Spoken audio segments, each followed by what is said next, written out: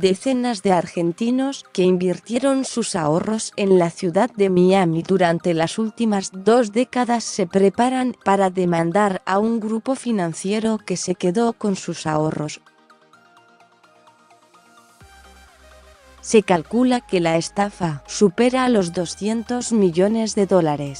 El apuntado es el grupo Sotheby's Holdings, creado a mediados de los 90 para llevar adelante proyectos inmobiliarios exclusivos en Key Biscayne y en la zona de Cayo Largo.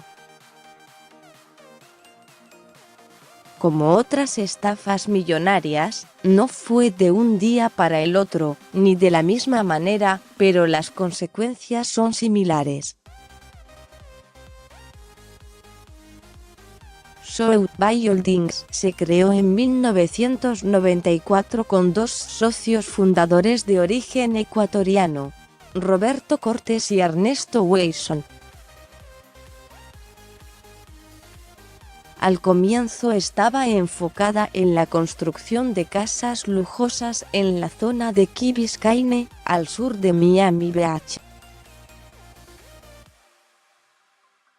Los fondos provenían de personas de su entorno. Con el tiempo sumaron financiación de terceros y luego pasaron a funcionar como un asesor financiero regulado, Registered Investment Advisor. La empresa llegó a tener un inventario en construcción cercano a los $100 millones por año. Para crecer, crearon una casa de bolsa en Ecuador y un fondo de inversión denominado Sentinel Investment Fund. Los inversionistas se multiplicaban, atraídos por tasas de entre 7 y 10% anual en dólares. En 2004, Cortés y Wilson decidieron saltar a una inversión millonaria. Compraron unos 30 lotes en Ocean Reef, un barrio privado de la zona de Cayo Largo con aeropuerto privado, 2 canchas de golf y otras comodidades premium. A los inversores les prometían un interés fijo en dólares, muy alto para lo que era el mercado. La idea era devolver el dinero luego de vender las propiedades, explicó el abogado Martín Lituac, que defiende a más de 130 damnificados. La crisis financiera de 2008-09, que afectó a bancos de primera línea en Estados Unidos, fue determinante para el futuro del negocio. En lugar de liquidar el fondo y devolver el dinero a los inversores, Cortés y Wilson comenzaron a crear nuevos vehículos financieros para intentar pagarles a los primeros inversores. La maniobra se repitió varias veces y se extendió durante una década, hasta que estalló hace unos meses, cuando dejaron de pagar. La estafa ascendería a más de $200 millones, según la investigación privada que encargó Lituac, y reúne 40.000 hojas de documentación, testimonios de ex empleados y otras pruebas. Más de la mitad son fondos de argentinos que apostaron a las inversiones inmobiliarias en Miami. Pero también hay damnificados de Ecuador, Brasil, Uruguay, entre otros países. El conflicto acaba de entrar en una etapa de mediación extrajudicial. Si no hay acuerdo, los damnificados que asesora Lituac presentarán una demanda en los tribunales de Miami. No es una demanda colectiva. La gente fue estafada de diferentes maneras. Es un juicio colectivo, porque hay multiplicidad de actores, pero hay casos particulares. Hay clientes que perdieron hasta 19 millones de dólares, apuntó el abogado argentino en una comunicación vía Skype. Cortés y Wayson son reconocidos en la comunidad de Miami por un elevado estándar de vida que incluye autos de lujo, mansiones en Grand Bay Villas, un exclusivo barrio cerrado de Key Biscayne, y decenas de viajes en primera clase. Antes de fundar South Bay Holdings, Cortés trabajó en Seed Capital Markets, donde adquirió experiencia en la industria de fondos de inversión y otros vehículos de inversión. Wayson también pertenece a una familia reconocida de Ecuador.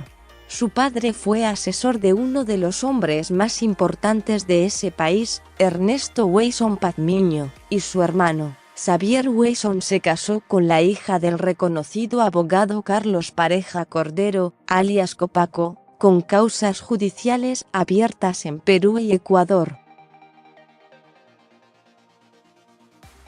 Más allá de la responsabilidad de los dueños del fondo, la demanda apunta a intentar probar el grado de complicidad de otras empresas que habrían participado en la maniobra, incluso bancos de primera línea.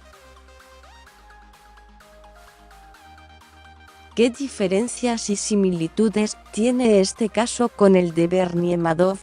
Hay más similitudes que diferencias. Se trata de estafas piramidales que reflejan el esquema Ponzi. En ambos casos, se llega a un fraude tan grande debido a que los reguladores no cumplieron con su trabajo y las entidades financieras obtenían rentabilidades tan importantes que decidieron no rechazar este tipo de clientes. La principal diferencia es que en el caso de Madoff, la mayoría de sus clientes eran institucionales o personas de muchísimo dinero. ¿En qué momento Cortés y Wayson habrían tomado conciencia que su estructura financiera ya no era sustentable? De acuerdo con los cientos de documentos que hemos revisado a lo largo de los últimos 6 o 7 meses, transcurrió un tiempo relativamente largo entre la compra de los lotes en Ocean Reef y el desarrollo de los mismos. Seguramente en algún momento de dicho periodo tomaron conciencia del agujero o desfasaje financiero que tenían.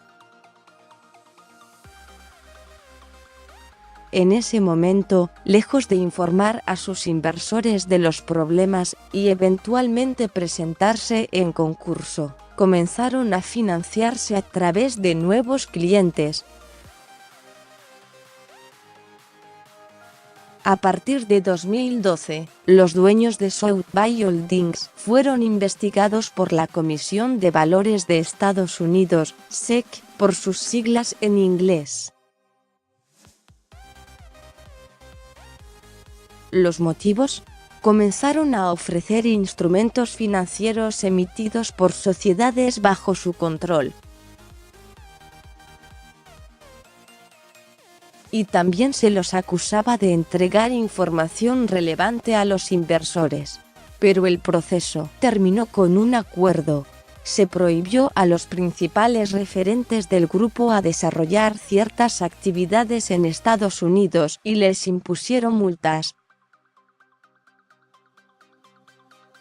¿Qué medidas adoptaron para continuar operando? Luego de que la SEC publicara el Settlement Acuerdo, en 2016 buscaron un comprador para su negocio, pero luego terminaron armando 2 trusts, fideicomisos, a los cuales transfirieron activos y pasivos.